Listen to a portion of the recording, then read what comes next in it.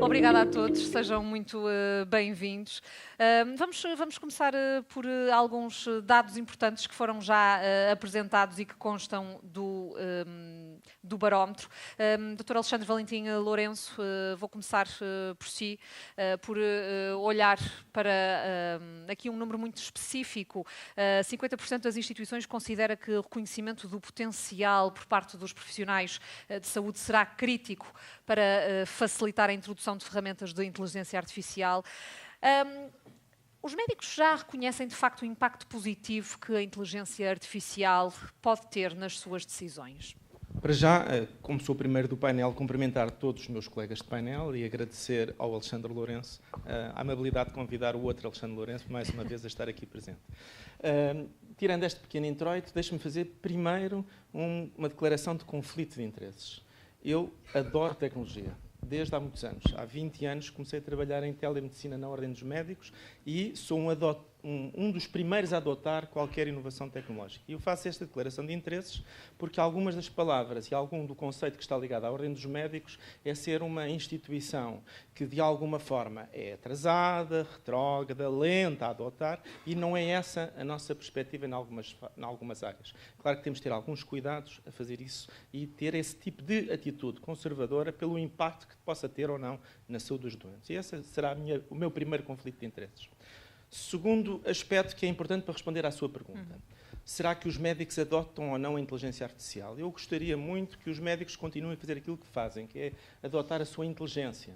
Adotar a inteligência naquilo que fazem há muitos anos, na interpretação de dados clínicos, na interpretação, na melhoria dos cuidados que fazem nos seus doentes, na investigação que fazem no dia-a-dia. É apanágio de todas as equipes médicas de avaliar os seus resultados, compararem a literatura com os anteriores e tentar implementar melhorias em prol dos seus doentes. E, na prática, a adoção de qualquer ferramenta que tenha melhores resultados, que tenha maior impacto e que o possa fazer, será de certo bem-vinda por parte dos médicos. E nesse aspecto, quando nós falamos da adoção da inteligência artificial na área da saúde, os médicos serão certamente os primeiros a querer adotar ferramentas e instrumentos que lhe permitam ter melhor impacto e maior eficiência. E o que acontece é que ainda hoje vimos, e os resultados do painel também são muito claros, é que atualmente a avaliação de dados, eu tendo aqui pessoas muito peritas em avaliar dados, mas a avaliação dos dados tem sido fácil naquilo que são áreas administrativas, áreas de marcações, tempos, rotinas e programas que têm um fluxo quase de engenharia que permitem essa avaliação. E no processo clínico isso não tem esse contraponto, não tem tido esse contraponto. E aí é onde eu penso que a adoção de metodologias próprias de avaliação de dados pode trazer grandes impactos no tratamento de doenças e na eficiência de todo o nosso sistema.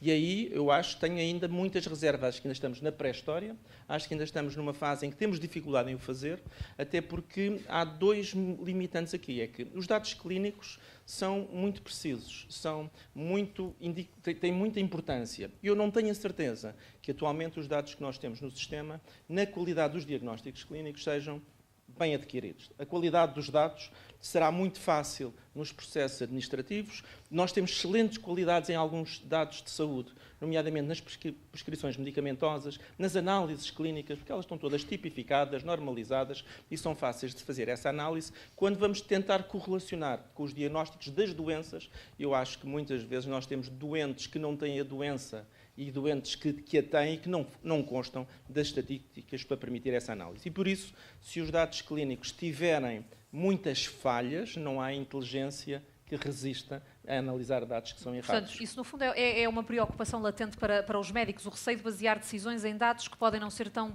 rigorosos ou fiáveis. É isso? E a culpa é dos próprios médicos, é verdade, e a culpa é dos próprios médicos. Não há uma cultura sistemática de criar códigos de doenças corretos. Aliás, quando eles são implementados, muitas vezes não são os mais adequados.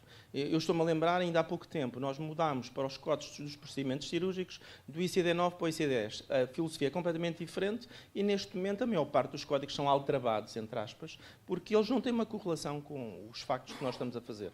E, por isso, quando nós vamos avaliar determinados dados que estão no sistema, eu teria muito cuidado em fazer a análise de dados clínicos. Até porque muitos deles são, na sua gênese, na sua elaboração, podem estar completamente adulterados. Porque não há uma cultura, não há uma necessidade. A maior parte dos processos clínicos eletrónicos realizados por médicos são, grande parte deles, de texto livre. E por isso eu preciso de codificações, preciso de codificações normalizadas e preciso que elas sejam feitas de uma forma sistemática, sejam auditadas, controladas, para que depois eu possa fazer a análise adequada delas. E isso não existe no momento e é preciso mudar. Eu ia lembrar ali alguns dados que vimos, sobretudo nos indicadores que são considerados facilitadores. Sim, qualidade dos dados. Exatamente. Neste inquérito, essa questão relativa aos dados está aqui em terceiro lugar. Aparecem à frente ainda outras questões, nomeadamente o reconhecimento do potencial por parte dos profissionais e a presença no plano estratégico. Ou seja, estes dois indicadores são considerados neste barómetro como mais importantes para facilitar a introdução da inteligência artificial. A questão dos dados só em terceiro lugar, ainda assim considera que ela é relevante, doutor?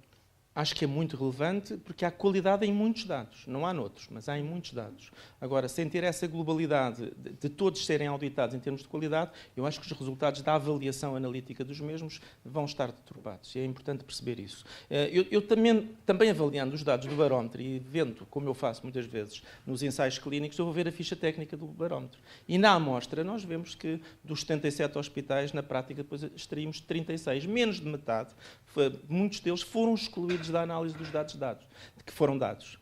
E por isso, quando eu faço esta análise da própria qualidade dos dados em que nós estamos a basear estas exposições, fico com muitas reservas, porque é esta própria avaliação que nós temos que ter esse cuidado. Outra coisa que eu acho que é muito, muito importante é termos uma capacidade de ser muito críticos em alguns dados que estão no sistema. Eu ouvi agora falar, ainda agora mesmo, sobre a qualidade do que podemos ganhar nos blocos operatórios em termos de eficiência. Muitos dos tempos que são colocados na plataforma da cirurgia segura, que quantifica quando é que o doente entra, quando é que o doente sai, quando é que é anestesiado, as complicações, eles são feitos no final da cirurgia, às vezes 2 ou 3 horas depois, e não têm métodos de registro automático. E eu sei como é que fazem no meu hospital e no bloco em que muitos blocos onde participo são registados a posteriori e não há uma real coincidência nos dados com aquilo que é executado. São feitos por estimativa, por aproximação, 2 ou 3 horas. O doente entrou mais ou menos às 10h30, se calhar a anestesia demorou 5 minutos, ou seja, a fiabilidade desse dado, uma coisa que é muito simples, não existe. Tempos de espera de consulta, a mesma coisa. Eu trabalho no meu hospital com Glint, por isso conheço bem o sistema e as pessoas da Glint também o conhecem. Nós temos o tempo de espera da doente que entra na sala e espera pela consulta efetiva. A maior parte dos meus colegas, porque não quer ter esse indicador mal a doente chega na sala e nós percebemos que clicam e chamam-na para a consulta no sistema. E por isso, na prática, muitas vezes temos 7 ou 8 doentes que no sistema estão ao mesmo tempo na consulta. E por isso estão a ser todos avaliados com muito pouco tempo de espera na consulta. E por isso este dado depois é utilizado pela administração para dizer não, a acessibilidade é muito boa e os tempos são muito baixos. Eles foram adulterados ao princípio. E na qualidade dos dados, eu acho que está o busilis da nossa aplicação. E como soluções para resolver isso, como dizia há pouco, começa pelos próprios médicos e pela forma de registro dessa informação. Começa pelos médicos, pela cultura dos administradores hospitalares, dos processos de decisão, que deve haver uma cultura correta para que a implementação dos dados em saúde seja o mais fiável possível. Sem isso, a investigação e a análise vai ter muitos vieses. E tendo muitos vieses, a sua aplicabilidade existe em algumas áreas, mas vai ter muitas resistências, porque nós somos os primeiros a detectar quando é que existe um viés na amostra, quando é que existe um viés na metodologia. E se percebemos que há um viés, não confiamos depois no resultado. 95% da literatura médica publicada em revistas de referência não tem validação correta, quando formos ver muito bem o que está feito. A última questão, para não ocupar muito tempo, tem a ver depois de quando se faz a análise dos dados, nós temos que ter perguntas. E as perguntas, até atualmente, foram todas feitas na área da administração hospitalar, da eficiência, dos ganhos, dos custos, do dinheiro e de muitos processos de engenharia. Mas eu quero ver as perguntas clínicas. É como é que eu trato melhor esta doença, como é que eu consigo melhores resultados, e essas perguntas clínicas têm que ser feitas pelos médicos. E aí é o segundo passo que nós temos que implementar. Eu, para fazer uma pergunta que tenha realmente impacto nos doentes, tenho que estar ciente do meu processo e tenho que fazer a pergunta certa e saber se há dados para tal e construir um sistema de dados que me responda. E neste momento, as perguntas que eu vejo a serem analisadas, não penso que tenham um impacto direto nos resultados de saúde dos nossos doentes. Para já, e eu espero que isto mude rapidamente com a modificação, quer da política de dados, quer de quem acede aos dados e como é que vai extrair a informação. Porque nós perdemos muitos dados neste momento e grande impacto daquilo que são as nossas expectativas neste sistema de análise. Professora Helena Canhão, pode dar-nos aqui também a perspectiva de alguém que vem da área clínica, e é, no fundo, uma entusiasta desta área também da inteligência artificial, é uma adepta do potencial da inteligência artificial. Pode partilhar já agora connosco, para começarmos, alguns estudos, projetos que a Nova Medical School tem estado a desenvolver nesta área? Bom dia a todos, obrigada pelo convite, é um prazer estar aqui. Nós temos estado, e o Alexandre tem estado a falar de inteligência artificial, mas quando nós falamos de inteligência artificial há aqui muitos assuntos diferentes, não é? E já se percebeu pelas palavras do Alexandre. Nós temos, por um lado, a parte, e que foi já mais falada, de gestão, de administração, e, portanto, vou passar por aí, mas depois podemos ter, por exemplo, a parte toda dos processos clínicos e eletrónicos, que já foi referida, onde os médicos escrevem as notas dos doentes. E, em vez de escreverem a história clínica em papel, neste momento escreve-se no computador. O que aconteceu durante muito tempo é que esses dados eram colhidos de forma narrativa, ou seja, uma descrição.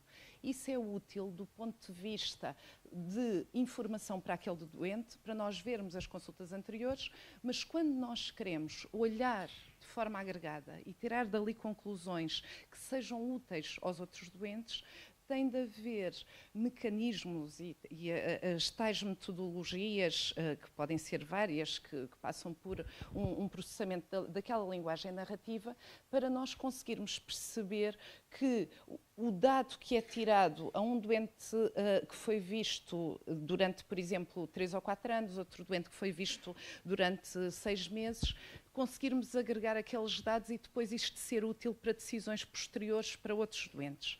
Por outro lado, há dados que são colhidos logo de forma estruturada, que foi também o que o Alexandre falou. As terapêuticas, as análises, que aí é muito mais fácil exportar e colocar em programas estatísticos, porque eles saem logo codificados. O diagnóstico deveria ser assim, mas há alguns problemas, como também já foi dito, nos dicionários, e nem sempre conseguimos fazer isso. Depois, há outros dados que são colhidos e cada vez mais que têm a ver com dados objetivos das pessoas. Nós todos andamos com pulseiras, sabemos quantos passos demos, qual é que é a nossa tensão arterial, só que depois a colheita com sensores, com wearables, com tudo isto, é cada vez mais fácil, mas mais uma vez, o que é que isso significa depois de benefício para a saúde? Porque nós podemos saber se andamos muito ou pouco, mas saber se isto tem resultados em outcomes de saúde necessita que esses aparelhos, por um lado, sejam validados, que haja estudos clínicos que depois demonstram que isto tem resultados em saúde. Depois, há ainda, eu estou só a fazer a introdução de coisas diferentes, porque nem vou entrar nem em confidencialidades, nem em éticas, que isso já nos levava a outro sítio, mas só formas diferentes de colher os dados. E depois temos ainda a capacidade de monitorizar à distância e, por exemplo, como há no norte da Europa já muito instalado, as casas que são as smart houses, que são casas em que é a própria comunidade que, por exemplo, com idosos desfavorecidos, equipa a casa de forma a que, sei lá, se a pessoa tem um padrão, não abre o frigorífico ao fim de 6 horas, se calhar se o idoso está sozinho em casa pode ter caído e dispara um alarme à distância. E nós em Portugal, ou por exemplo, a pessoa acorda de noite, levanta-se, vai à casa de banho e a luz vai-se acendendo para evitar as quedas. Portanto, neste momento há muitas tecnologias que podem ser aplicadas à saúde, quer com colheita de dados, quer depois no processamento desses dados, para apoio ao diagnóstico e à decisão terapêutica. O que nós temos estado a fazer em termos de Nova Medical School e em termos também de Sociedade Portuguesa de Reumatologia é, por um lado, ter registros que são codificados logo à partida e, portanto, quando nós preenchemos o processo clínico eletrónico, já usamos escalas que são utilizadas de forma estruturada e, portanto, é muito mais fácil depois exportar os dados, reunir com outros registros de outros países e conseguir ter dados. E isso é um ponto muito importante que podemos até ter questionários que o front-end é diferente, ou seja, a forma como nós escolhemos tem um aspecto diferente, mas depois as variáveis, a idade está lá a atividade da doença, está lá a atenção, e depois, se quisermos fazer projetos, por exemplo, europeus, internacionais, todos temos aquelas variáveis e facilmente reunimos registros, e isso, por exemplo, é importantíssimo para eventos adversos de fármacos, porque só com um registro nacional não conseguimos chegar a conclusões e conseguimos com registros europeus. Mas onde temos tentado investir mais tem a ver com o apoio às pessoas idosas e com projetos à distância e aumento da literacia. O problema disso é que nós ainda temos 70% dos nossos idosos com 4 anos de escolaridade ou analfabetos. E quando comparamos com o norte da Europa, nós temos alguns projetos com a Noruega, com mais de 50% das pessoas com 80 anos fazem home banking na Noruega, só para notar a diferença. Eu acho que nas próximas gerações este gap vai, de certeza, desaparecer. Claro que depois também é preciso ver bem que dados é que as pessoas usam e onde é que andam a aprender e se são bem, se os sites que consultam são realmente úteis, mas em termos de literacia, a nossa população ainda tem muita dificuldade de estabelecer a ligação com gadgets. De qualquer modo, temos feito programas de literacia, quer com TV interativa, quer com comunicação com idosos, e eu penso que as tecnologias podem realmente diminuir o gap e tornar a sociedade mais justa. Só que temos que ser todos a empenhar-nos nisto e não ser apenas acessível às pessoas que, à partida, já têm mais literacia, que já têm mais poder económico e que conseguiriam ter esse benefício de outra forma. Já agora, porque fala aí na questão da literacia, pode ser isso a justificar que muitas vezes é difícil transpor aquilo que é produzido e testado a um nível académico para a prática clínica? Isso é uma das razões. Neste momento, e já com o H2020, que foi o programa de financiamento até 2020, e agora vamos ter o Horizonte Europa, houve uma mudança nos financiamentos para a investigação a nível europeu, em que os projetos deixaram de ser tão verticais, por exemplo, na área da química, na área da física, da medicina, e passaram a ser transversais, em que é preciso haver equipas multidisciplinares, por exemplo, tecnologia, pessoas de business, de saúde, e mostrarem um impacto na sociedade. E isto tem revolucionado a investigação nesta área, e cada vez mais, para se conseguir fazer um bom projeto europeu, é preciso engenheiros, profissionais de saúde, pessoas que saibam fazer modelos de negócios, e isso fez com que nesta área se esteja a avançar bastante para aproveitar a tecnologia para bons outcomes de saúde e para melhorar a nossa saúde. Mas nós ainda temos um passo enorme a dar, porque o que tem acontecido com a evolução da medicina é que vivemos já tanto como no norte da Europa, conseguimos ter sobrevivências e cada vez mais, só que a qualidade de vida nos últimos anos em Portugal e no sul da Europa ainda está muito aquém com a qualidade de vida nos países do norte da Europa. Ainda há muita incapacidade funcional, problemas cognitivos, muita dependência, falta de autonomia, e ainda não estamos a conseguir, como sociedade, dar uma melhor qualidade de vida aos nossos idosos. E penso que a tecnologia, se for clinicamente validada, se nós tivermos apoio e suporte que não seja apenas tecnológico, mas que tenha também input dos próprios utilizadores e dos clínicos e dos profissionais de saúde, que se vai tornar numa tecnologia que realmente ajuda as pessoas e a sociedade a viver melhor.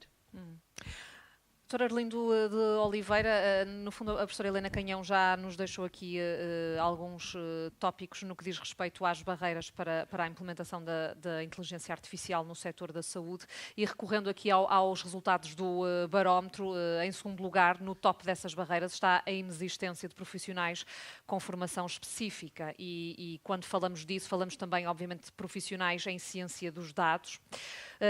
O Instituto Superior Técnico criou um mestrado em Engenharia e Ciência de Dados.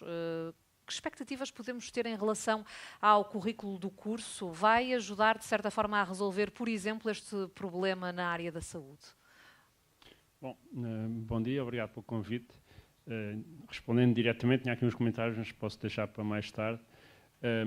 O mestrado de Engenharia e Ciência de Dados, que vai de facto agora arrancar em setembro, nós estamos com muita expectativa nele, mas acho que temos de moderar as expectativas, quer dizer, que são 30 ou 40 pessoas, a procura em Portugal é provavelmente de milhares de pessoas com esta formação, e portanto se aquilo ajudarem 1% já não é mau. E também não somos só nós que oferecemos mestrados em... De qualquer maneira é um primeiro passo para ajudar a esta escassez de recursos. Sim, quer dizer, nós já temos a componente de ciência de dados, não precisa de tirar um mestrado em ciência de dados para ser analista de dados, há muitas formações, felizmente, permitem isso, desde matemática e estatística, engenharia, mas também economias e business que se podem especializar.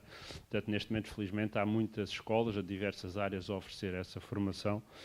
Agora, a pressão é de facto grande. Existe uma grande pressão no mercado por profissionais de análise de dados, pessoas que consigam extrair valor dos dados, e eu percebo, disse que é a segunda, mas de facto, a primeira e a segunda, que são mais ou menos, estão as duas aqui em cima, é de facto uma dificuldade significativa. Não há uma solução óbvia para mim para isto. Acho que a pressão vai continuar. A concorrência nacional e internacional é muito grande. Temos um grande número de empresas que se querem estabelecer em Portugal, muitas delas interessadas em pessoas também com essa formação, além de outras formações, programadores, analistas, etc. E, portanto, não há uma solução óbvia para mim. É verdade que o avanço da tecnologia pode reduzir um bocadinho a pressão, basicamente ao conseguir que cada analista seja mais produtivo. E, portanto, antes, há uma coisa que entra, que obstaculiza um bocadinho este aumento de produtividade. Em última análise, a análise de dados é uma coisa que pode ser bastante automatizada. Se os dados estiverem limpinhos em bases de dados, com um arranjo impecável, etc., e as pessoas que estão do negócio souberem fazer as perguntas certas, aquilo é uma coisa que se faz relativamente depressa. A última análise até se faz quase automaticamente com sistemas avançados. A realidade é bastante diferente. Primeiro, as pessoas do negócio não sabem fazer as perguntas. Essa é logo a primeira, porque não têm sensibilidade, não sabem bem o que é que se pode extrair dos dados, não conhecem os dados, etc. Esse é um obstáculo grande. O segundo obstáculo é a qualidade dos dados. Já aqui foi referido, mas exceto aqueles de vocês que já olharam para uma data warehouse de uma grande empresa e que conhecem a enorme complexidade dos dados que são guardados em múltiplas tabelas, com baixa qualidade de dados, com muitos erros, duplicados, etc., não faz ideia de que, provavelmente, num projeto destes, pode acontecer que 90% do esforço seja simplesmente a limpeza, a canalização e a organização dos dados. E isso é difícil automatizar, pela simples razão que é uma tarefa inerentemente pouco estruturada e, portanto, é um desafio muito grande. Já sem falar nos dados não estruturados. Com o texto, nós tivemos até um pequeno projeto de colaboração com a Sociedade Portuguesa de Reumatologia de Reuma, onde analisámos para os dados textuais que são registados pelos médicos nos campos textuais, e a qualidade dos dados deixa muito, muito a desejar. Nós, digamos que mesmo depois de muito trabalho, informação que são Nesse projeto em concreto também sentiu essa dificuldade em relação à qualidade dos dados? Sentimos. Nós fizemos a análise dos dados, tivemos uma aluna que fez uma tese sobre isso, e o resultado é que o que lá está é impressionantemente mau.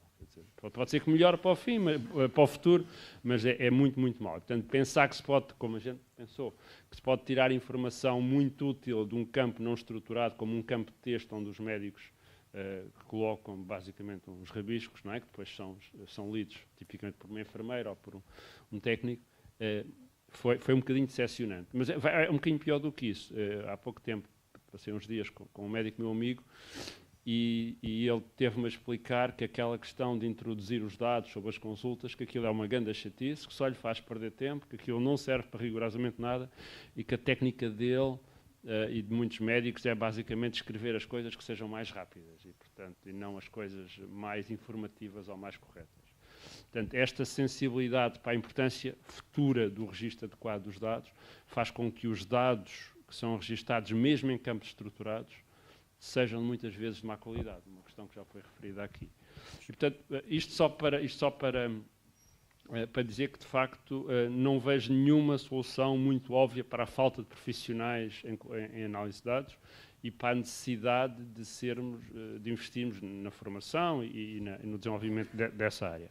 Gostava só de fazer um comentário, já agora, que, embora, e muito bem o Ricardo Santos tenha referido que a visão que foi usada aqui da inteligência artificial foi restrita a uma componente, aliás, muito importante da inteligência artificial, Analytics, Advanced Analytics, mas é curioso, pois as respostas e mesmo as perguntas não se restringiram unicamente a isso. Em particular, há aqui uma componente, se virem, aliás, os projetos mais populares, até alguns deles não têm a ver com isso, nomeadamente a transcrição de voz, que é reconhecimento de imagem natural, só com muito esforço é que encaixamos em Analytics, e o agendamento de atividades clínicas também pode ter alguma componente de Analytics, mas, portanto, aqui foi um bocadinho para além disso. O que não é mau, acho que é bom, mas gostava só de dizer, não é só Analytics que é inteligência artificial, e até é de prever que o avanço de técnicas de linguagem natural e de outras técnicas, a inteligência artificial venha a expandir-se um bocado para além da área de Analytics, fazendo, aliás, um bocadinho mais de jus à designação de inteligência artificial, porque senão podíamos usar simplesmente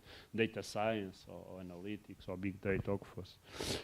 Mas pronto, é basicamente isso. Acho, de facto, o desafio dos recursos humanos vai continuar a ser importante, a formação vai continuar a ser importante, e agradeço a pergunta sobre o mestrado no Instituto Superior Técnico, mas acho que o problema é muito maior do que o mestrado no Instituto Superior Técnico possa resolver. Nós até podemos tentar oferecer aquilo a 100 pessoas ou 120, mas mesmo assim vai ser uma gota d'água.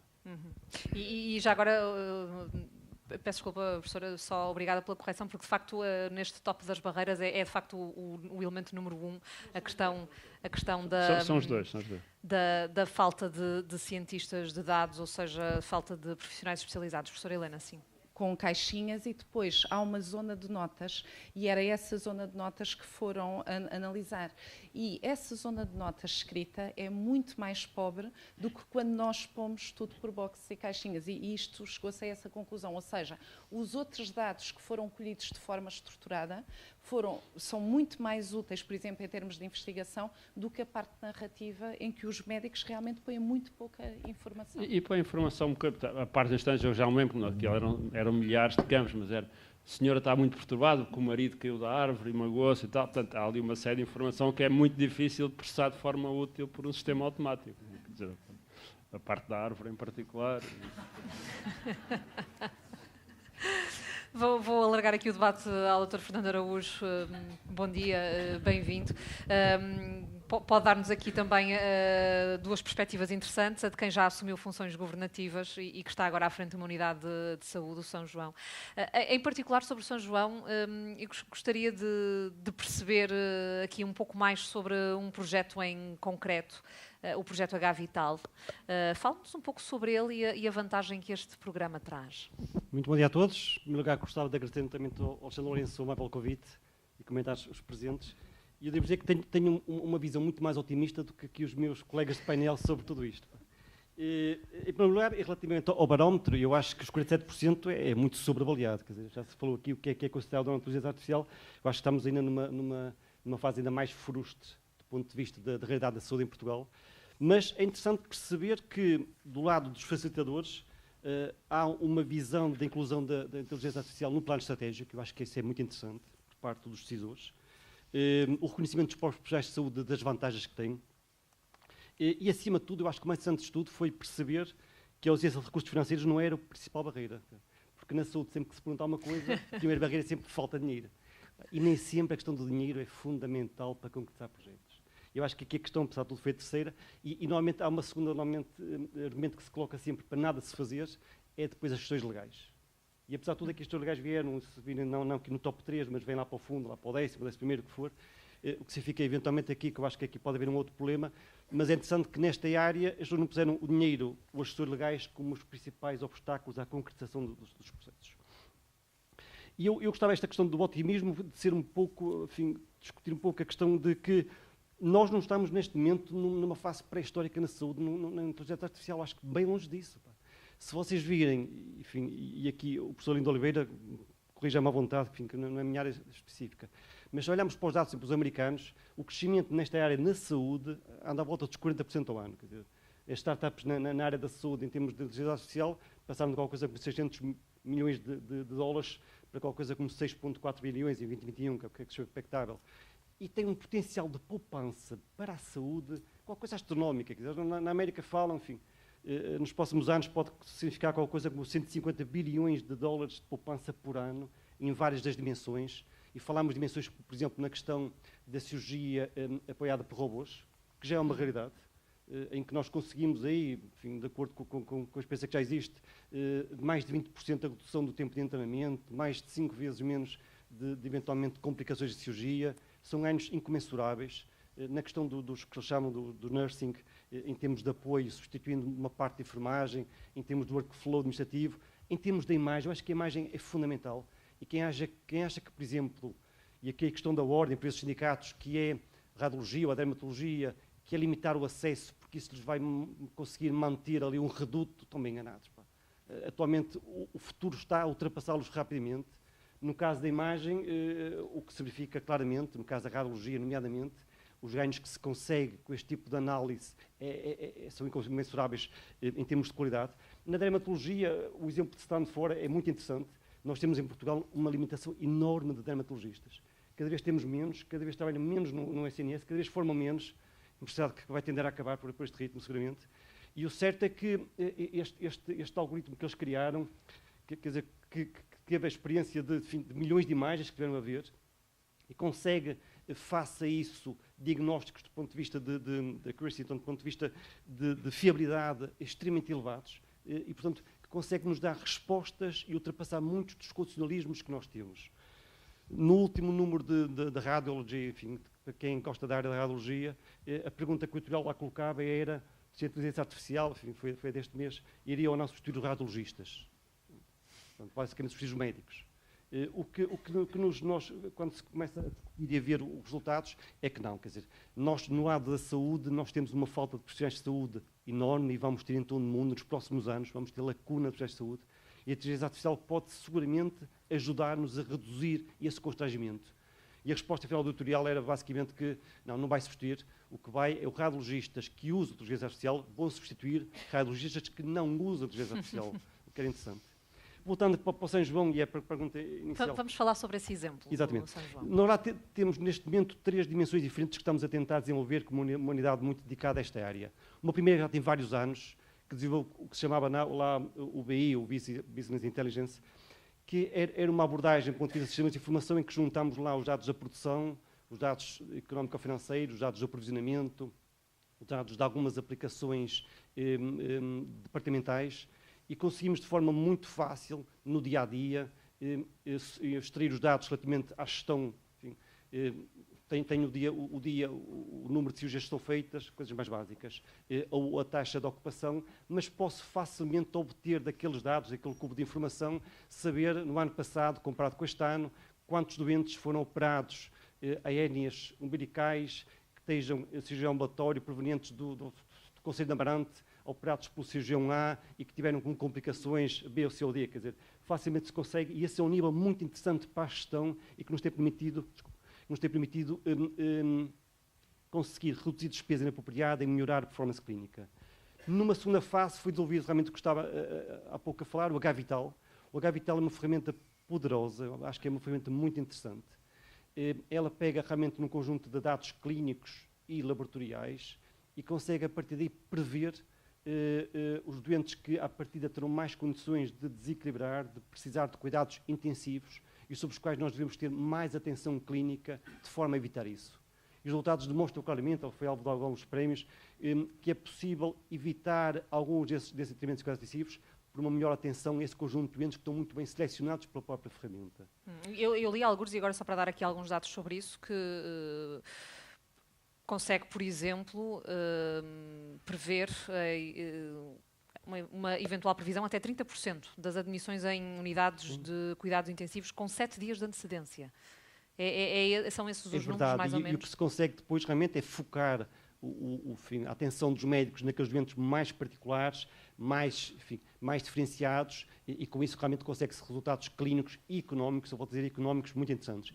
E estamos agora numa terceira fase, que era a fase que eu acho que vale a pena também, é uma discussão, que através de mecanismos, e o professor corrija-me, de Deep Learning e Machine Learning, em que um projeto muito interessante, utilizando linguagem médica não estruturada, de forma que com isso consigamos obter uma informação clínica que é muito relevante. Eu recordo que nós, por vezes, recebemos na urgência doentes que já foram internados 50 vezes, quer dizer, tiveram milhares de consultas, e é importante ali em poucos minutos podermos ter o acesso a um resumo clínico que seja relevante para a tomada de decisão e um encaminhamento da ação daquele doente. E o que está a fazer este processo, em integração com a Faculdade de Medicina e com a Brimperan, que é quem tem o cabo motor em termos de linguagem, estamos a conseguir realmente montar um esquema desse tipo para conseguir tirar dados muito relevantes para esse fim. E eu sublinho aqui só uma questão, eu sou médico, quem acha que eventualmente ainda mais para os médicos, todos, a escreverem caixinhas para ter linguagem estruturada, para depois fazer gestão, se calhar vão ter que esperar uns anos nesse sentido. Quer dizer, e eu, apesar de tudo, sou mais otimista, porque eu acho que é possível, em linguagem não estruturada, conseguir retirar dados muito relevantes para a decisão clínica. E estamos agora num projeto que foi submetido em termos de uma cola europeia, também com a Faculdade de Medicina e com a Brimperan, que é pegar nesses dados não estruturados e tentar utilizar para a classificação clínica. Agora estávamos há pouco a falar no ICD-10, porque o problema básico é sempre a mesma coisa, quando está do lado da gestão, que é, temos a codificação atrasada, então qual é a solução? Contratar mais codificadores. Bom, mas não há no mercado, qual é a solução? Pagar melhor para ir buscar, enfim, os codificadores estão no hospital ao lado. Não é essa a via. Nós temos que ser disruptivos, temos que pensar de forma diferente. Há realmente aqui um problema, é possível, utilizando ferramentas de outra ordem de grandeza, tentar encurtar este caminho, e depois não é discutir os codificadores, nós temos trabalho para eles, no sentido de melhorar a qualidade, em termos de auditoria, de ensinar a própria ferramenta a torná-la muito mais com melhor qualidade. Portanto, mas há formas diferentes de olhar para os problemas, e isto só para concluir que a inteligência artificial não há na área da saúde, está presente agora, não é uma coisa que está presente. E nós só temos duas alternativas quem está no lado da gestão, quer dizer, é continuarmos a degladiar-nos com os rastros de profissionais por cama, ou então achar que o problema do atendimento telefónico dos doentes que ligam para o hospital é resolvido com mais assistentes técnicos, ou então pensarmos de forma muito diferente. O mundo está aí, eu acho que tem soluções espetaculares e é possível integrá-las neste momento nos hospitais e conseguir tirar partido disso, apesar de limitações financeiras e outras. É possível mudar a realidade atualmente.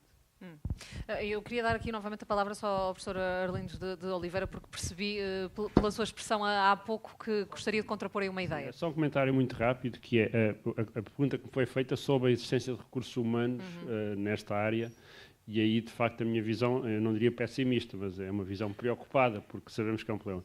Agora, relativamente ao potencial da inteligência artificial, estou inteiramente de acordo. Eu acho que o potencial existe na área do processamento de imagem médica, que, aliás, é próximo da minha área.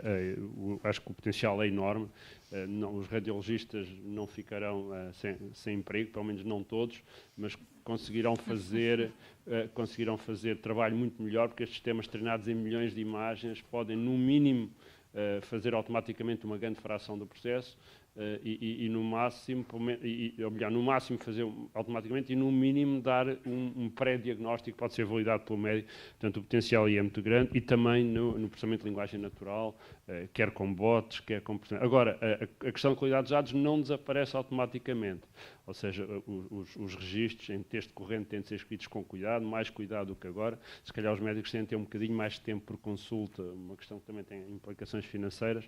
Portanto, a questão da qualidade dos dados não vai desaparecer automaticamente. Agora, o potencial existe e mais, e também, aliás, a Filipa também disse há bocadinho, eu acho que a adoção de mais e melhor tecnologia, ao contrário de desumanizar a saúde, pelo contrário, é a única via não só para a humanizar, como para a tornar sustentável numa sociedade onde a saúde vai ser um impacto económico cada vez maior e onde a evolução demográfica não augura nada de bom se não aumentarmos a produtividade e coisa. E, portanto, eu acho, de facto, sou também otimista e tenho defendido o potencial da inteligência artificial.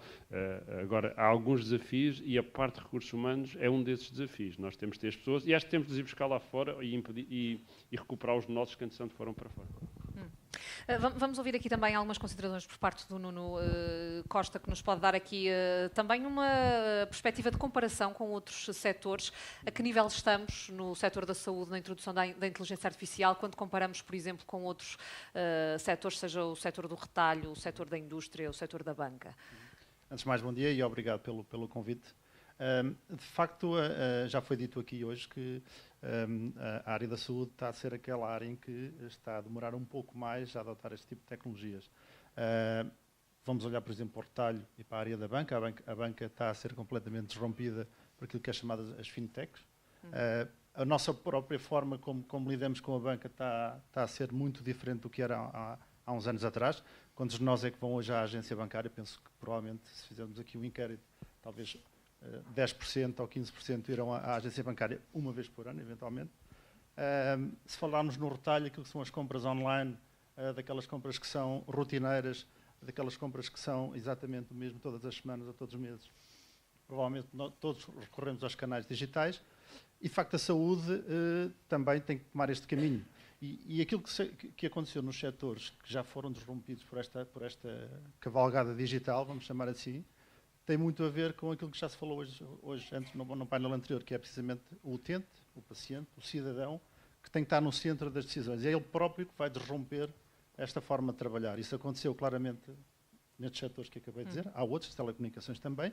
E eu acho que temos que trazer é precisamente a pessoa, o utente e o doente, que por vezes naturalmente são coisas diferentes, e trazer para o centro da discussão à procura das soluções. Há muitos desafios, muitos deles foram enumerados no estudo, que é uma boa base de trabalho para pensar que soluções é que podemos projetar para o futuro.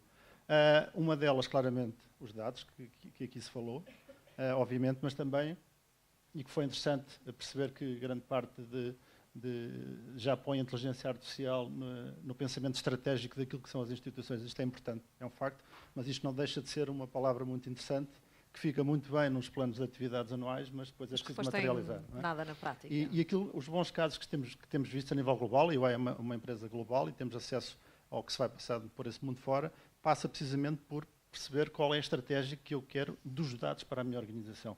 Há pouco falávamos aqui da questão das tecnologias, e eu faço um bocadinho a analogia, que para quem anda nestes meios sabe que é assim. Muitas vezes começa-se a fazer a casa pelo telhado, e ainda há pouco foi dado o exemplo de que comprar uma tecnologia demorou cerca de um mês ou um mês e meio, depois implementar e vir a partir dessa tecnologia provavelmente demorou 2 anos.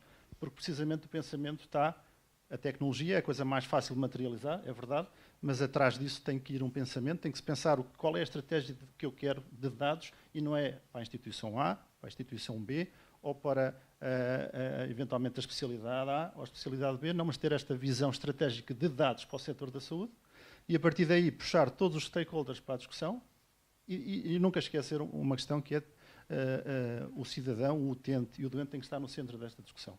Não faz sentido ter este tipo de discussão. Eu sei que é fácil olhar para aquilo que são os processos e a otimização de processos, porque naturalmente há uma pressão grande em termos de orçamento financeiro das instituições. É fácil provar e ter casos de uso de aplicação de analítica mais ou menos avançada nestas áreas, porque aquilo que nós chamamos de um business case fácil. Se eu consigo automatizar determinados processos e reduzo de X%, isto tem um peso na minha redução de custos, mas por vezes esquece muito a parte da pessoa e do utente. Eu acho que a transformação, porque a transformação vem daí, portanto é muito importante, e deixo também já agora como sugestão para o próximo ano, que se calhar fará sentido fazer uma análise, não só dos stakeholders da saúde, mas também a perspectiva do cidadão em relação a estas tecnologias. A UI fez um estudo em diferentes países, faz agora um ano, salvo erro, em que teve precisamente esta análise. Para determinados temas digitais, inteligência artificial, robóticos e outros, tentou perceber qual era a perspectiva dos stakeholders da saúde e qual era a perspectiva do cidadão que vai utilizar ou adotar essa tecnologia. Porque é importante também perceber que podemos inventar muitas tecnologias que facilitam e que são convenientes, mas se ao fim do dia o cidadão ou os utentes não as utilizarem, não faz sentido. Só uma última questão em relação àquilo que temos visto também. O problema, quando já aconteceu, nós atacamos o problema, naturalmente, ou seja, mas acho que há aqui muito trabalho que tem que se fazer na prevenção. E mais uma vez, quando puxamos o cidadão para o centro, puxamos na perspectiva do utente do sistema de saúde ou puxamos na perspectiva do doente que já teve o seu problema, já teve o seu histórico, e portanto pensar nestas duas vertentes faz sentido, porque mais uma vez, aplicando aquilo que é o jargão noutros setores da Customer Journey ou da jornada do paciente, acho que faz sentido ter esta visão completa e depois, então, procurar as melhores soluções à volta disto. Nunca esquecendo o utente, claro. E pegando precisamente aí na visão do utente e nas perspectivas que os próprios utentes têm para o uso destas tecnologias no setor da saúde, pode haver aqui, de certa forma, uma falta de confiança, porque estamos a lidar com uma coisa tão importante como a nossa saúde. Certamente também, e porque referiu, e falamos aqui do setor da banca, também não queremos que façam com o nosso dinheiro aquilo que não queremos, não é? Queremos tomar essa decisão, mas quando é a saúde, torna-se, parece, ainda mais importante. É uma questão também de confiança dos utentes nestas novas tecnologias? Naturalmente, não é? Estamos a falar da nossa saúde, que é o nosso bem mais precioso, portanto é natural que exista mas já há ganhos provados do uso dessa tecnologia, ou seja, é esse feedback que depois se calhar não está a chegar ao utente para lhe dar a confiança de exigir mais? Aquele estudo que fizemos em 3 diferentes países com esta perspectiva do utente e dos stakeholders à volta da saúde, foi interessante perceber que havia determinados países onde os utentes eram muito mais otimistas em relação à utilização da tecnologia e outros que eram o contrário. Por exemplo, a telemedicina e a telesaúde, havia muitos utentes que eram a força motriz para utilizar essa tecnologia em determinados países e havia um bloqueio depois em relação àquilo que são os sistemas de saúde e os stakeholders à volta do sistema de saúde. Quando entrávamos numa discussão à volta do robotics, que já se falou aqui, e claramente que é o caminho seguinte, talvez, não sei, daqui a 5, 10 anos, não faço ideia, mas percebeu-se claramente que aí as expectativas, o receio baixava bastante e a perspectiva de utilização baixava um bocadinho. A perspectiva que tivemos foi que daqui a 10 anos, eventualmente, essas barreiras são quebradas. Agora, isto passa por uma questão de comunicação, como passa noutros setores. A adoção da inteligência artificial e a adoção de tecnologias que potencialmente podem substituir pessoas. Isto passa por um processo de comunicação, um processo de gestão da mudança também. E a gestão da mudança tem que ser feita dentro da organização, mas tem que ser feita dentro daquilo que é o sistema e a sociedade em geral, porque as duas vertentes têm que estar bem alinhadas para perceber quais são os ganhos de parte a parte, porque naturalmente isso é importante para depois o equilíbrio da balança. E eu aproveitava essa deixa para voltar ali ao Dr. Fernando Araújo e pegando novamente no exemplo do H-Vital, o Nuno Costa aqui dizia que é importante, obviamente, a mudança na organização, mas que depois é importante que ela passe para a sociedade como um todo. Porquê é que este projeto que funciona tão bem no São João depois não é alargado a outras instituições? É aqui uma questão de rivalidade, porque é do São João, nós se calhar não queremos desenvolver, sei lá, o nosso aqui no Santa Maria ou qualquer coisa do género. Porque é que depois há essa dificuldade em alargar algo que funciona bem a outras instituições? Eu tenho que escolher muito bem as palavras de modo a ser politicamente correto. Já não está em funções governativas, já não precisa de ser tão diplomata nessa No Norte eu teria resposta. mais abertura para falar. Eu acho que, por vezes, a questão das boas experiências e depois de replicá-las nem sempre tem sido fácil. Há aqui uma duplicidade de visões que é uma visão mais standardizada do processo, que é mais fácil todos terem a mesma coisa, porque é mais fácil para os custos de implementação são mais reduzidos e o conhecimento e a integração de novas aplicações e a gestão até da informação que lá consta é mais simples e fácil. E há uma visão diferente também que é a capacidade de nós podermos gerar experiências diferentes, inovadoras, fugir um pouco desse status quo e depois de demonstrarmos o sucesso dos projetos, podermos, de alguma forma, extrapolá-los, de alguma forma, disponibilizarmos e, de alguma forma, todos nós podermos retirar vantagens desse processo. Em Portugal nós temos tido muito a visão inicial, a primeira, que é a visão mais standardizada de todo o sistema, o que, tendo algumas vantagens, diria-se que económico-financeiras, do ponto de vista de progresso, tem sido um obstáculo ao mesmo. E, portanto, no caso da H-Vital é um bom exemplo, ele estará disponível, naturalmente, sem custos para as instituições do SNS, naturalmente, mas não tem havido grande vontade de utilizar ou replicar essa experiência por outras razões diferentes. Eu só gostava aqui só de juntar aqui um pormenor sobre a questão dos utentes, até porque o H-Vital está muito voltado para os profissionais, quer dizer, é uma ferramenta que muitos profissionais usarem, naturalmente que usarem para defender os utentes, para preverem e prevenirem complicações dos utentes.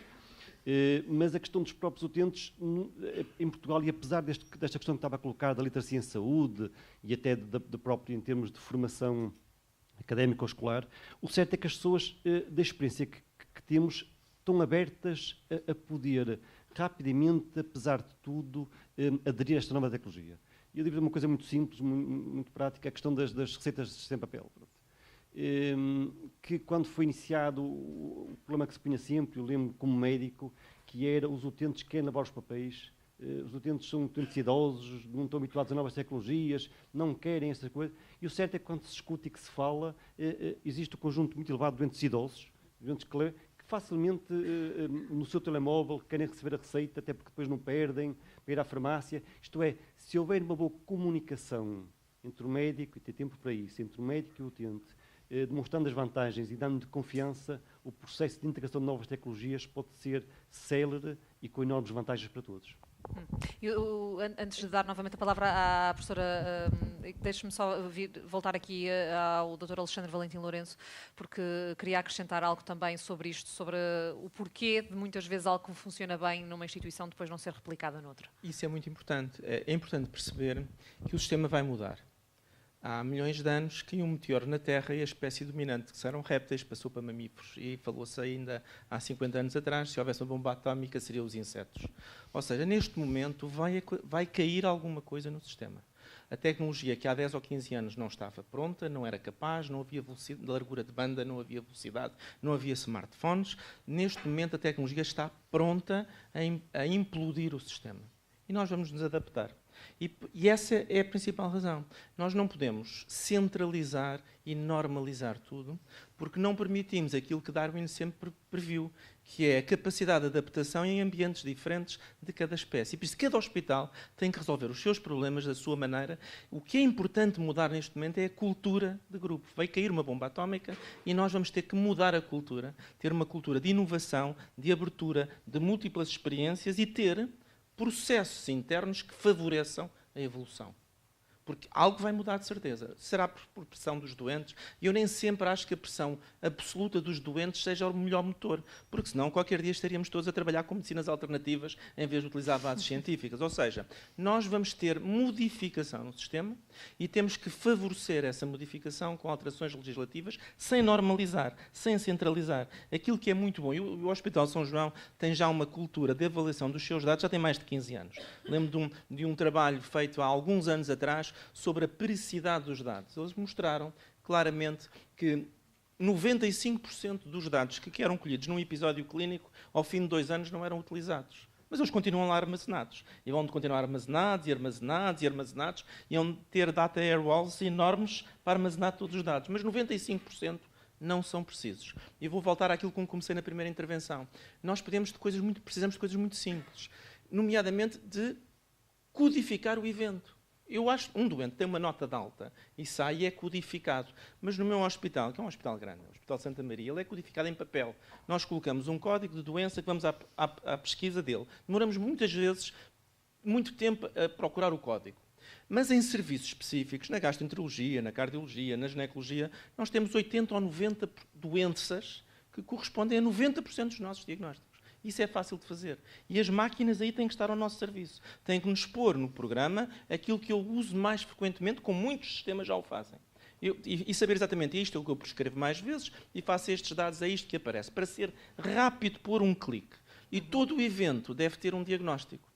Isto é uma metodologia muito simples que, se for implementada em todos os eventos, todas as consultas, internamentos e cirurgias, e que basta pôr 1 ou 2 diagnósticos, o sistema cresce. E depois, a cirurgia que é feita no Hospital de Vila Real, a consulta que foi feita no Algarve, e mais o exame que foi feito em Lisboa do mesmo doente, aparece o código no seu histórico. E aí eu já posso ter capacidade de o analisar. E neste momento eu não tenho.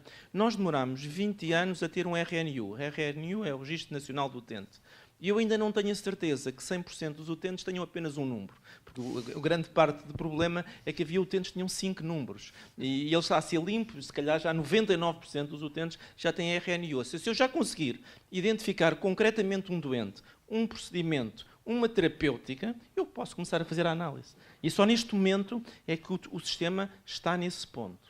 E agora temos que o libertar. E eu neste momento, não o queria agregar, queria libertar o sistema através de projetos de financiamento, de uma visão, de alguém que pense com o futuro o que é que nós podemos estar daqui a 10 ou 15 anos. E isso eu não vejo agora. E eu sou ainda mais otimista do que o Dr. Fernando Araújo. Agora, quer é saber e quer começar a tratar dos passos necessários para chegar àquele ponto.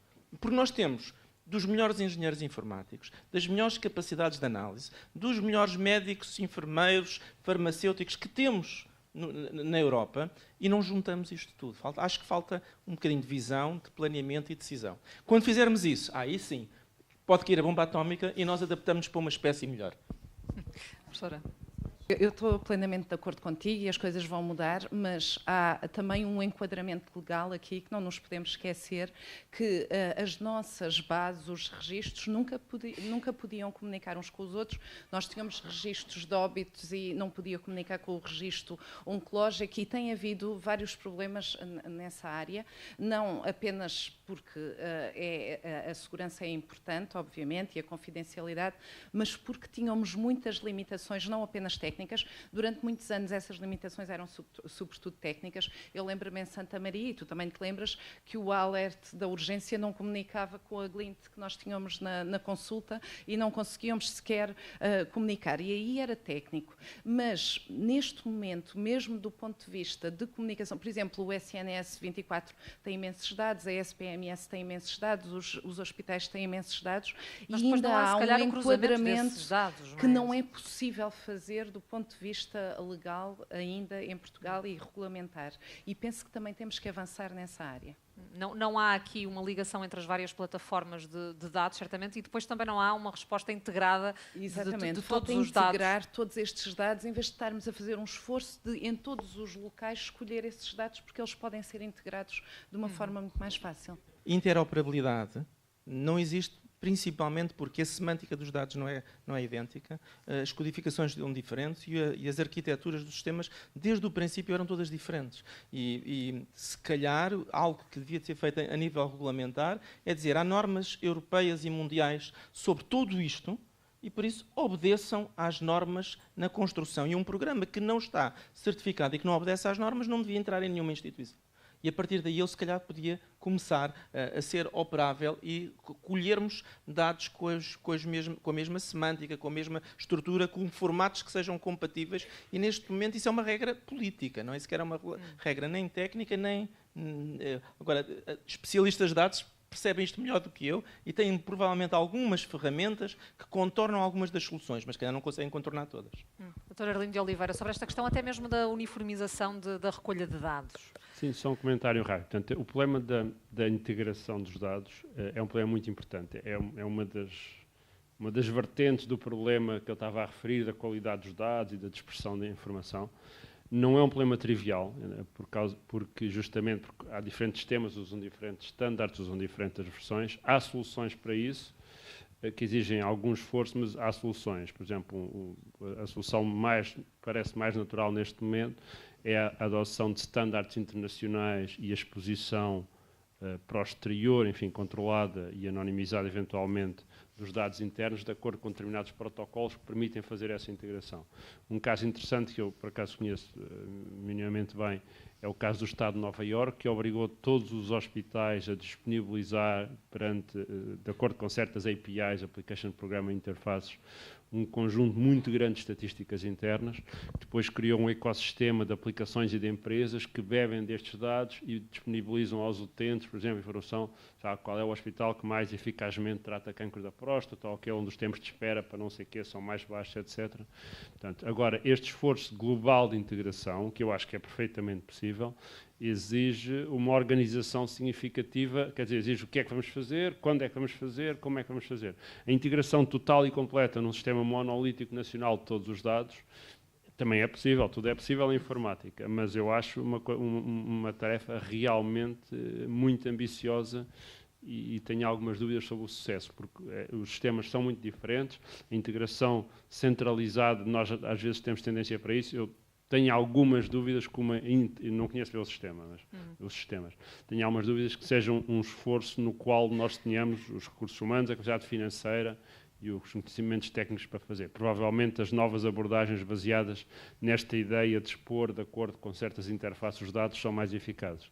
Batemos aqui, ou podemos bater numa pequena complicação, que é o Regulamento Geral da Proteção dos Dados, e que de facto coloca restrições significativas naquilo que pode e não pode ser disponibilizado, quão anonimizado é que tem de ser, etc. Portanto, aqui a Europa deu um passo simultaneamente à frente e atrás, não é?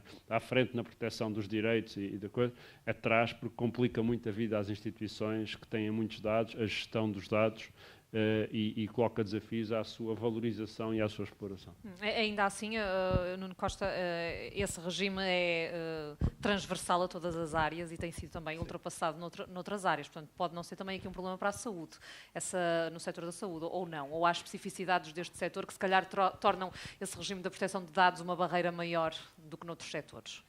Sim, acaba por ser um problema que é um desafio grande para o setor da saúde, precisamente por aquilo que falámos há pouco, que é a importância da informação que está no sistema de saúde, que é nossa, ao fim do dia, porque é aquilo que nos caracteriza em termos de todo o nosso histórico de doença, tudo aquilo que nos caracteriza um pouco a nossa saúde.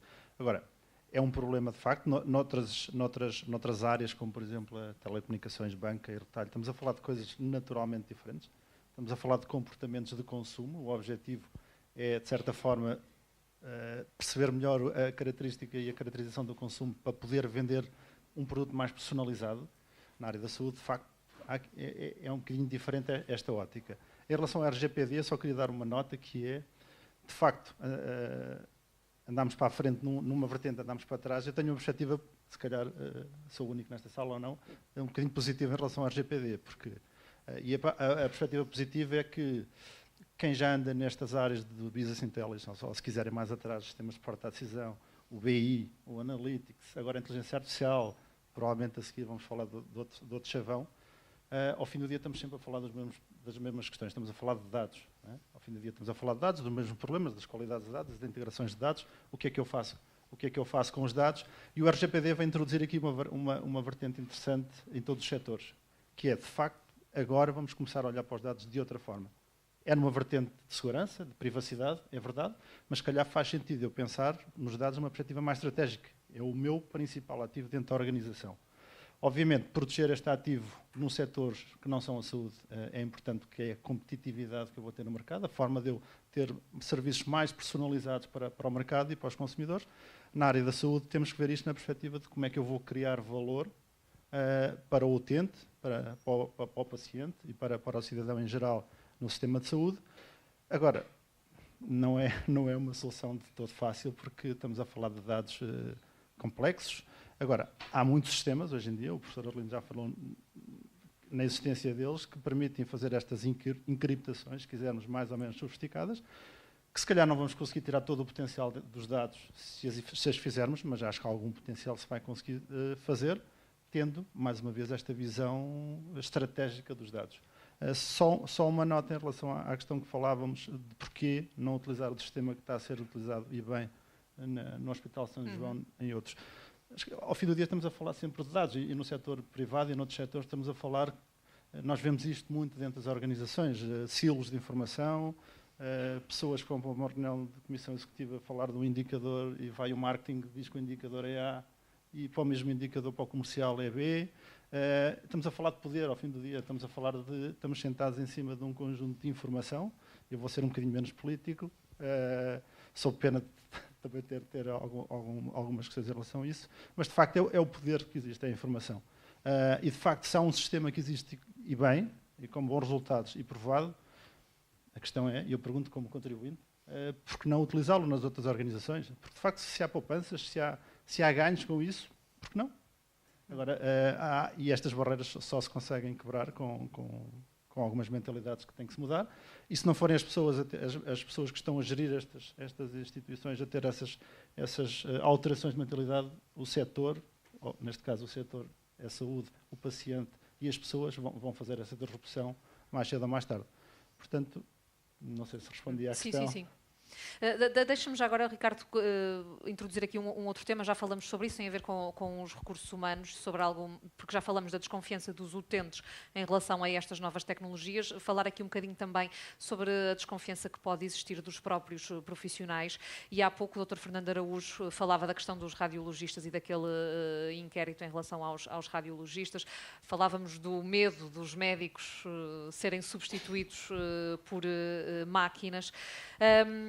no fundo, Nuno, há essa desconfiança dos profissionais e isso também pode ser uma barreira. A substituição por máquinas porque nos outros setores coloca-se isso também. Por exemplo, no setor da indústria coloca-se muito isso ao nível dos recursos humanos, substituir profissionais por máquinas.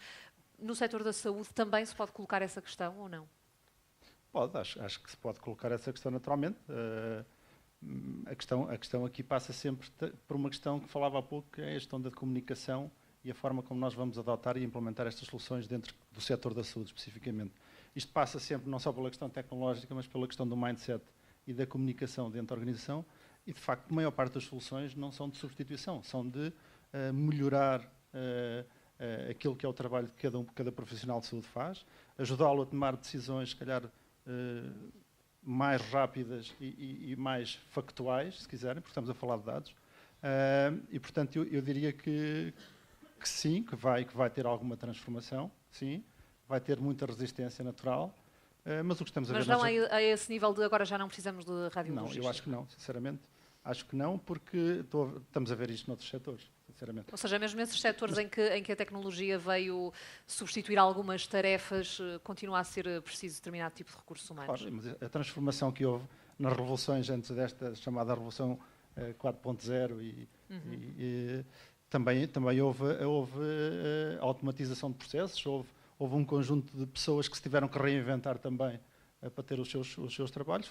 Foram criadas outras oportunidades, ou seja, eu acho que todos os setores neste momento se estão a reinventar por causa da robótica, seja ela no processo administrativo, seja no processo de decisão crítica, como é uma decisão crítica que estamos a falar na saúde, mas acho que aqui tem que haver a reinvenção. Agora, isto é como todas as transformações, já alguns vão ficar pelo caminho, outros vão ter que se reinventar, mas esse risco e essa desconfiança é natural, é o ser humano que vê ali uma eventual ameaça e se calhar ou parte deles vê uma oportunidade. Dr. Alexandre, sobre esta questão. Sobre esta questão há já algum pensamento.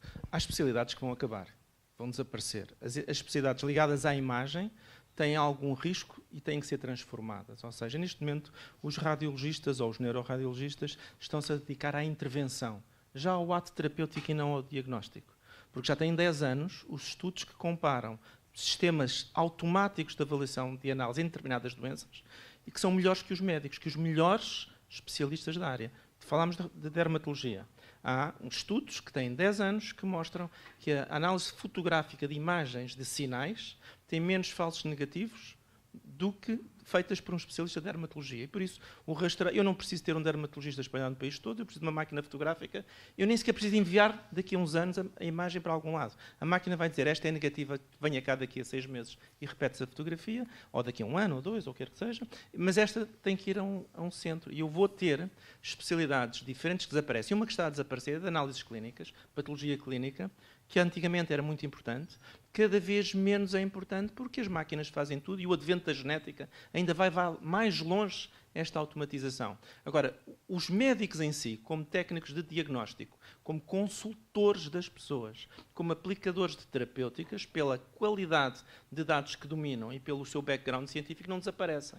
Vão ser reinventados. Há especialidades que não vai desaparecer um psiquiatra. As máquinas vão ter dificuldade a fazer a integração de muitos dos dados que os psiquiatras o fazem de uma forma diferente. Mas vamos ter médicos diferentes e vamos ter especialidades que desaparecem e outras que crescem, outra vez na evolução darwiniana da medicina, porque isso é normal e na imagem isso vai ser brutal. Tenho falado muito com os neuroradiologistas e os radiologistas, estão preocupados e isso vai resolver alguns dos problemas da falta de alguns médicos, porque nós não vamos precisar de tantos radiologistas, vamos precisar de menos radiologistas diferentes.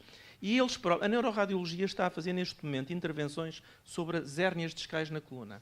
E os neurocirurgiões estão a ficar preocupados. Ou seja, há aqui adaptações de acordo com a evolução técnica. E este é um mundo novo. O que nós temos agora que fazer é avaliar se essas substituições e se essas novas tecnologias estão a ter impacto positivo ou negativo nas várias doenças. E isso para aí é que precisamos de inteligência artificial. É saber até que ponto coisas que nós ainda não dominamos e não percebemos e que de uma forma global percebemos que estão a ter uma evolução positiva. Podemos também ter evoluções negativas. E depois, quando tivermos o mal feito, temos que voltar para trás. Eu dou um exemplo que toda a gente conhece. A talidomida era um analgésico usado na gravidez. Há muitos anos. O facto de depois aparecerem determinadas malformações nos fetos pelo seu uso indiscriminado, revolucionou a forma como os medicamentos são introduzidos no mercado. O número de ensaios, o tipo de ensaios, os ensaios feitos em animais e as precauções na gravidez, foi revolucionado por uma evolução que parecia normal e quando se viu o mau resultado, uns anos depois, se verificou que teve que se voltar atrás. Há mais 2 ou 3 exemplos na farmacologia iguais, nós já o conhecemos, e por isso agora temos uma metodologia e regras muito apertadas que encarecem os medicamentos, que tornam mais seguro e mais eficiente a sua atividade. E é isso que vai acontecer em tudo, na cirurgia, na robótica. Eu já fiz cirurgia robótica, não me trouxe nada de mais, porque já fazia laparoscopia. Eu não substituir a cirurgia convencional pela robótica é muito positivo. Quem já faz laparoscopia, pouco. Exceto num sítio. A curva de aprendizagem da robótica são de 6 meses e a da laparoscopia são 6 anos. Ou seja, se eu precisar treinar muitos cirurgiões, vamos começar a treiná-los já com robótica, porque eu vou ter mais cirurgiões melhores, mais estandarizados e mais rápidos do que se fizer de uma forma convencional. Agora, esses estudos estão ainda por demonstrar e fazer em todas as suas vertentes, mas estão a começar a ser feitos.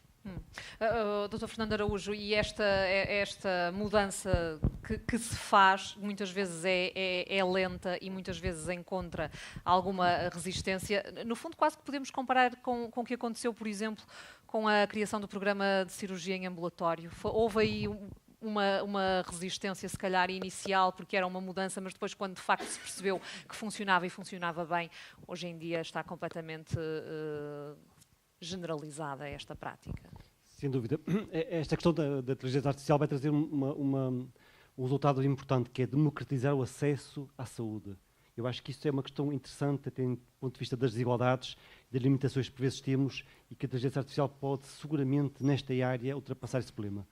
Relativamente à questão que estava a colocar, eu totalmente de acordo consigo. Eu há pouco estava a falar com o Dr. Delfino Rodrigues sobre a questão agora da exploração domiciliária, que também é uma nova frente da qual eu sou um enorme adepto, e também neste momento que está a começar em Portugal, e também temos profissionais, utentes, enfim, mas até do lado dos profissionais, por vezes, algumas dúvidas sobre as suas reais vantagens. Mas o certo aconteceu exatamente a mesma coisa que o sistema ambulatório, exatamente com os mesmos argumentos, que eram que havia riscos para a saúde, que os doentes e as famílias não eram grandes adeptos, que as coisas não iam correr bem, enfim, tudo isso rapidamente se ultrapassou e agora, neste momento, é o standard do ponto de vista da abordagem cirúrgica.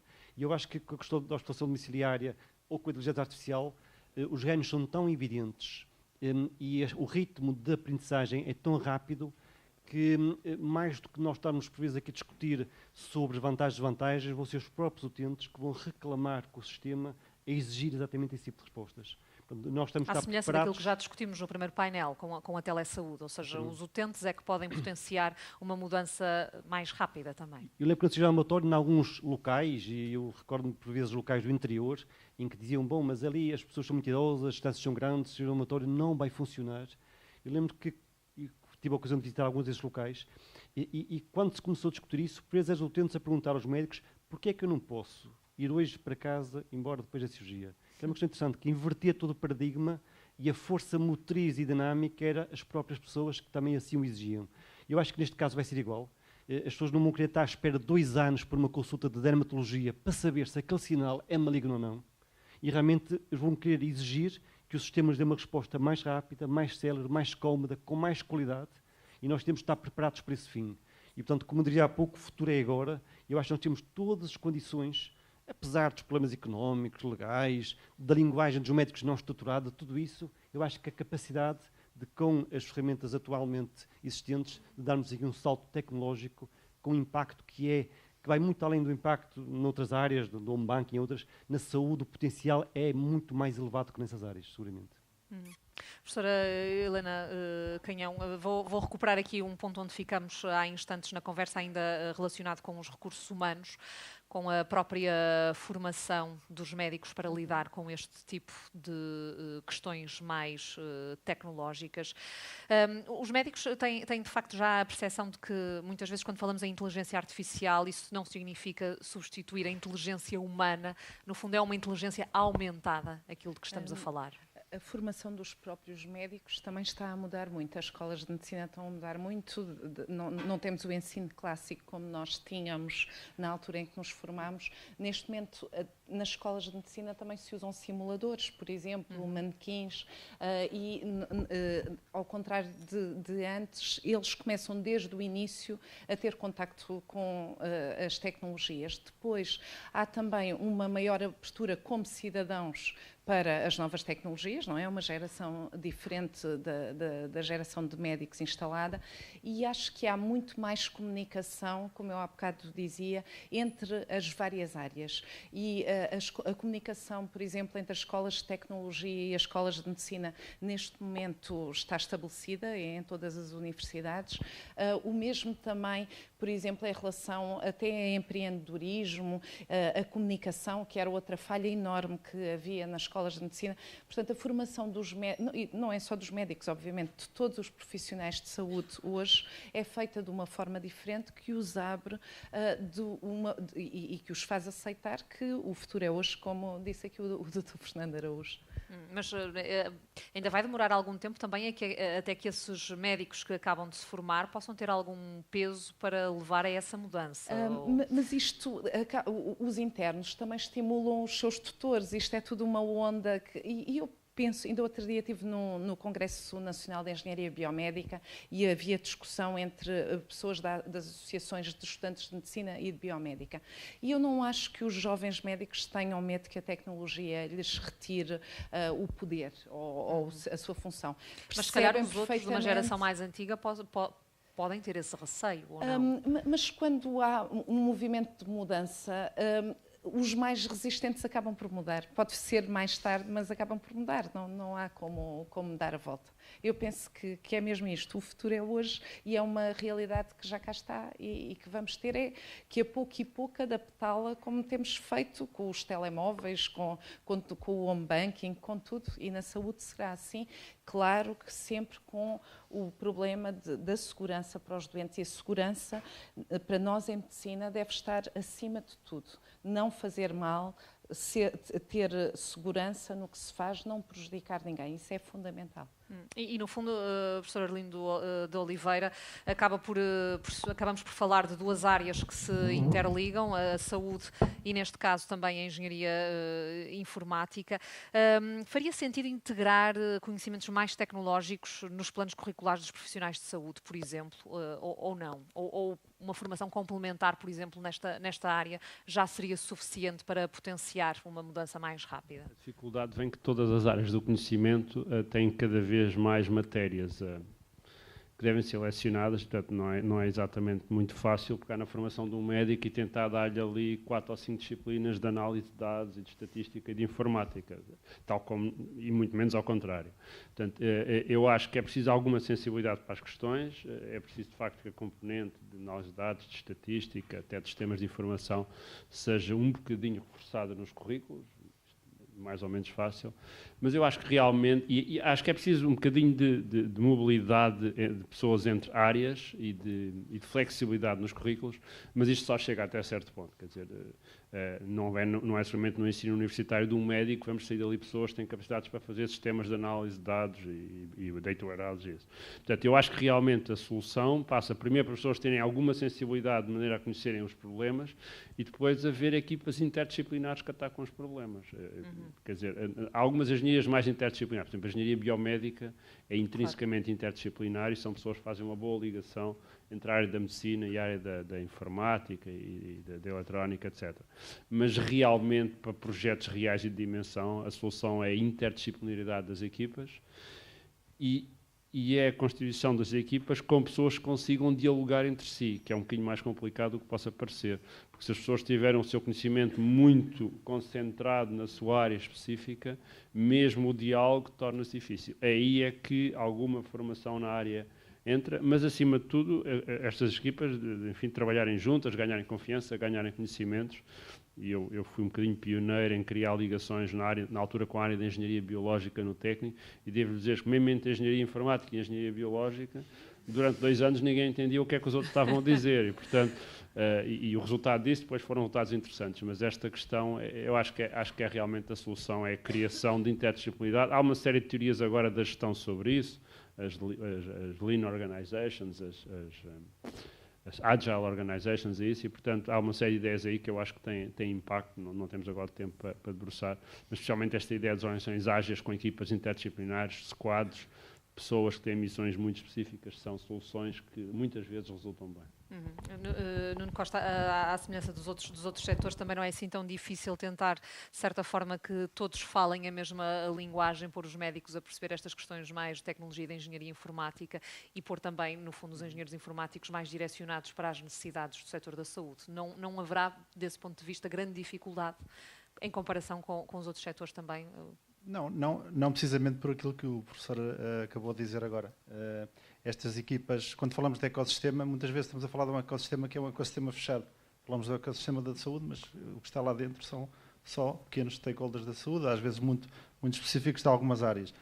Estas abordagens Lean, Agile, SWAT Team e Squad, que são muito interessantes, que são palavras às vezes que às vezes criam um bocadinho de motivação, porque estamos a falar de uma missão, é uma pequena equipa que tem uma missão, e o que se vai buscar é identificar o problema, e mais uma vez estes problemas são identificados quando se está a falar de toda a estratégia desde o início, são identificados precisamente as perguntas para as quais eu não tenho resposta que gostaria de ter, ou para serem uma resposta mais rápida, ou porque não tenho dados que me permitam ter essa resposta com qualidade.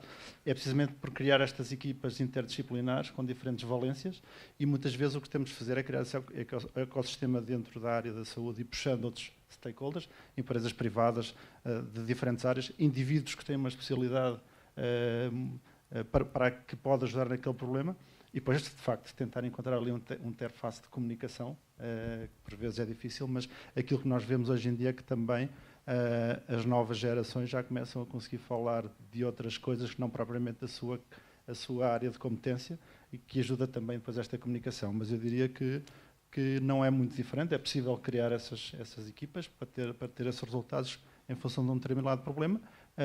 Haja a abertura de mente e de mindset para puxar essas equipas a trabalhar à volta de um determinado problema. E pode haver aqui responsabilidades diferentes no setor público ou no setor privado? Ou seja, quem é que pode ser o grande motor desta mudança? É o Serviço Nacional de Saúde, o setor público primeiro a puxar por isso e a levar depois o privado a ir atrás? Ou é ao contrário? É possível perceber essa dinâmica? Bom, essa é uma pergunta complexa. Ou ambos os setores, no fundo, acabam por potenciar de igual forma esta mudança? Eu acho que sim, naturalmente. Há aqui, eventualmente, visões diferentes. O setor privado terá uma visão em relação ao seu negócio, se falarmos da saúde. Ao fim do dia, o objetivo é claramente tratar bem o utente e a pessoa que vai ao meu serviço, digamos assim. O setor do Estado tem uma responsabilidade acrescida, que tem, por um lado, regular aquilo que é feito no setor privado, e tem que criar aqui algumas dinâmicas. Agora, mais uma vez, eu acho que a disrupção vem precisamente da sociedade e do utente. Agora, quem é que puxa mais, quem é que puxa menos, é uma situação complexa. Doutor Alexandre, tem Talvez uma visão sobre isso? O setor privado é mais ágil e mais virado para o cliente. O setor público tem mais responsabilidade, mais meios e maior capacidade, mas nisto, na capacidade de adaptação a novas realidades, a agilidade e ir ao encontro ao cliente pode ser uma vantagem competitiva, mais uma vez, do ponto de vista darwiniano. Mas, por exemplo, do ponto de vista do número de utentes e do número de dados e de informação de dados, ganha nesse aspecto o setor público, eventualmente? Ganha quem estiver melhor organizado. E nós vimos no primeiro painel o Dr. Daniel Ferreira a dizer que já gera uma equipe que está a fazer coisas e que tem uma maior agilidade em ir de encontro às necessidades da instituição e dos clientes do que muitas vezes nós temos essa agilidade em passar dos projetos piloto muito bem financiados, estruturados, para depois os tornar mais escaláveis. Porque depois falta dar o passo seguinte para criar valor e para trazer mais pessoas e para o libertar de algumas áreas. E as restrições no setor público ainda pesam um bocadinho na velocidade de adaptação. E que restrições em concreto, já agora, que identificaria? Lei de contratação pública, normas próprias de gestão, centralização de decisões. Existem imensas condicionantes que têm principalmente em períodos de maior crise económica, abafado a capacidade do sistema crescer e se expandir. Dr. Fernando Araújo, sobre esta questão já agora gostaria de o ouvir também, até porque já esteve num outro lado de tomada de decisão. Tem capacidade o setor público, eventualmente, para mover, para ser o motor principal desta mudança, ou acaba por estar muito equilibrado também com aquilo que já se faz no privado? Eu, sem querer discutir PPPs, que é uma coisa mista, mas voltando só, eu acho que a questão do público, eu, apesar de tudo, percebendo as razões do Alexandre Lourenço, o público, eu acho que é onde reside o maior potencial. Nós temos, em termos de recursos humanos, a ligação... Apesar das tais restrições que o doutor... Apesar disso tudo, e onde têm surgido as principais ideias. Temos uma ligação muito forte com a questão da academia, onde estão os especiais universitários, com ligações muito fortes com as faculdades de medicina e outros polos também académicos. Temos o conjunto realmente de pessoas com uma competência e uma experiência larga e que, apesar de tudo, não é as questões económico-financeiras que mais estão no topo da agenda, o que nos dá, por vezes, alguma capacidade de pensar de forma diferente. É verdade que as restrições legais, as restrições do ponto de vista de recursos humanos e outras, são constrangimentos, mas não acho que sejam impeditivos, e onde temos visto aparecer as melhores ideias do lado da saúde, onde temos visto aparecer os melhores projetos, é seguramente do lado do público, do lado do SNS, seguramente. Professora Helena Canhão, sobre esta questão, até porque o doutor falava aqui da ligação maior que existe às academias, no que diz respeito às instituições públicas, também sente isso ou acaba por ser equilibrado? Eu acho que pode haver aqui perspectivas diferentes, ou seja, no público, neste momento, nós temos, por exemplo, a SPMS com imensos dados, a SNS 24, e, portanto, há um potencial em termos de dados, de informação, que permite fazer projetos em larga escala e avançar muito nesta área. Por outro lado, a agilidade das empresas privadas pode ser, em alguns aspectos, diferenciadora e permite, de forma simples, executar mais rapidamente pequenos projetos que podem ser disruptivos, sem ter a máquina toda do público atrás.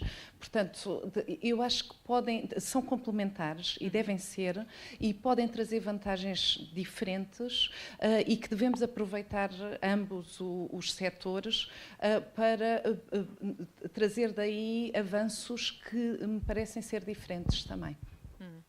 Nós estamos a chegar ao fim do nosso tempo. Estava aqui a fazer um compasso de espera para aguardar também a chegada do Sr. Secretário de Estado Adjunto e da Saúde, que vai fazer o encerramento desta conferência. Eu vou deixar-vos um desafio para daqui a pouco. Eu vou ainda passar a palavra ao Ricardo, mas depois gostaria de os ouvir, no fundo, sobre uma perspectiva para os próximos anos, onde é que a inteligência artificial no setor da saúde pode estar nos próximos anos. Já aqui tivemos visões mais otimistas do que outras, mas gostaria de fechar com esse balanço e essa perspectiva de futuro. Antes disso, Ricardo, vamos olhar de uma forma geral e global para encaixarmos aqui tudo o que foi dito com os resultados do barómetro. O que é que podemos concluir ao certo? Que ainda não estão, se calhar, devidamente divulgados os benefícios da inteligência artificial para o setor da saúde? Eu diria que sim, não estão divulgados. Eu acho que claramente foram identificados, isso ficou mais do que evidente, a questão de que a transformação da inteligência artificial é uma transformação de pessoas e, portanto, a componente do medo e dos silos está sempre presente quando foi a transformação do papel para os sistemas de informação, dos sistemas de informação para a tomada de decisão baseada em dados, vai estar sempre presente. E, portanto, eu acho que aquilo que essas histórias passadas nos demonstram é que se nós tivermos a capacidade de trabalhar em equipas, como disse o professor Arlindo Oliveira, em equipas cada vez mais muito especializadas numa matéria, mas com muita capacidade de linguagem para incorporarem outros contributos de outras áreas, que eu acho que é isso que faz com que as equipas consigam ser multidisciplinares hoje em dia. Não é verdadeiramente saberem de tudo, mas é saberem muito de uma parte, mas terem a capacidade de comunicar com outras pessoas que conhecem outra parte muito bem. Eu acho claramente aqui estas áreas que o barómetro já nesta primeira edição identifica como áreas de potencial daqui a 2 anos, acho que daqui a 1 ano ou daqui a 2 anos podemos estar a avaliar se efetivamente esse potencial latente se verificou ou não. Acho que reunir essas condições, eu acredito claramente que sim. Sinceramente, acho que isso vai um bocadinho contra as expectativas que nós próprios tínhamos no início do barómetro, acho que era uma expectativa partilhada também com a professora Teresa. O nível de adoção e o conhecimento que detectamos nas organizações que responderam já está ligeiramente acima daquilo que era o esperado, ou seja, basicamente pusemos a fasquia se calhar muito baixa, mas na prática acho que já há a mínima literacia para começarmos efetivamente a desbloquear esse potencial, claramente. Mas depois também há aqui aquela dificuldade de passar daquilo que é um projeto e aquilo que é um projeto piloto para uma prática que depois está enraizada e que é recorrente. Certo, claramente, e eu acho que aí o tema volta ao início, não é? Porque basicamente quando se monta um projeto piloto, monta-se um projeto, o que se está a falar é basicamente de ter entusiastas, não é? Tem-se 3 ou 4 pessoas no hospital, 3 ou 4 pessoas na academia, 3 ou 4 pessoas do lado das empresas que são entusiastas daquela área e, portanto, levam aquela área para a frente. Eu acho que aquilo... Mas que depois também podem esbarrar aí com as tais barreiras que foram identificadas, a falta de profissionais especializados, a questão das infraestruturas. Acredito que sim, mas basicamente eu acredito também que quando há esse entusiasmo, essas barreiras transformam-se em desafios e não em barreiras, não é? O entusiasmo tem essa capacidade.